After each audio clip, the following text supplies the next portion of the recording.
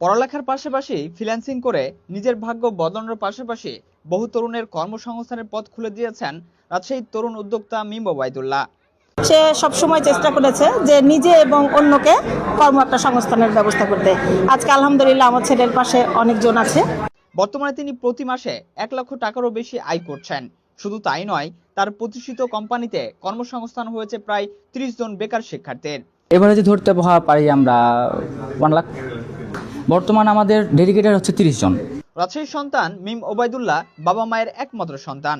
২০১৮ সালে পড়াশোনার পাশাপাশি স্বাবলম্বী হওয়ার স্বপ্ন নিয়ে তিনি ফ্রিল্যান্সিং জগতে পা রাখেন।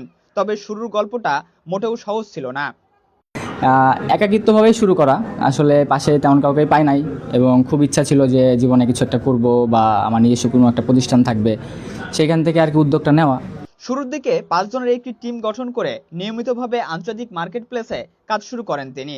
১ বছরের মধ্যেই সেই উদ্যোগ রূপ নেয় একটি পূর্ণাঙ্গ প্রতিষ্ঠানে। শুরু একাকিত্বভাবে, সেকেন্ড ২ জন, তারপরে ৩ জন, তারপরে আবার ৫ জন। দেন আমি এই ৫ জনকে নিয়ে আমি মোটামুটি ৬ মাস রান করি। ২০২০ সালে একটি কোম্পানি প্রতিষ্ঠার মাধ্যমে আনুষ্ঠানিকভাবে উদ্যোক্তা হিসেবে যাত্রা শুরু করেন তিনি। বর্তমানে বাংলাদেশে অবস্থান করেই যুক্তরাষ্ট্র সহ বিশ্বের বিভিন্ন দেশের ক্লায়েন্টদের সঙ্গে পেশাদারিত্বের সঙ্গে কাজ করছে তার প্রতিষ্ঠানটি, যা দেশের তরুণদের জন্য এক উজ্জ্বল দৃষ্টান্ত।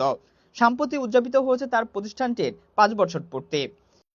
আমার ছেলে পড়াশোনার পাশাপাশি সারাক্ষণই তো ল্যাপটপ কম্পিউটারের সঙ্গে জড়িত ছিল। তারপরে পড়াশোনার পাশাপাশি নিজের মেধাতে নিজের বুদ্ধিতে সে আজকে এই জায়গায় এসেছে। মিম ওবায়দুল্লাহর এই পথ চলা প্রমাণ করে সঠিক পরিকল্পনা, অধ্যবসায় ও সাহস থাকলে পড়াশোনার পাশাপাশি নিজেকে সফল উদ্যোক্তা হিসাবে গড়ে তোলা সম্ভব।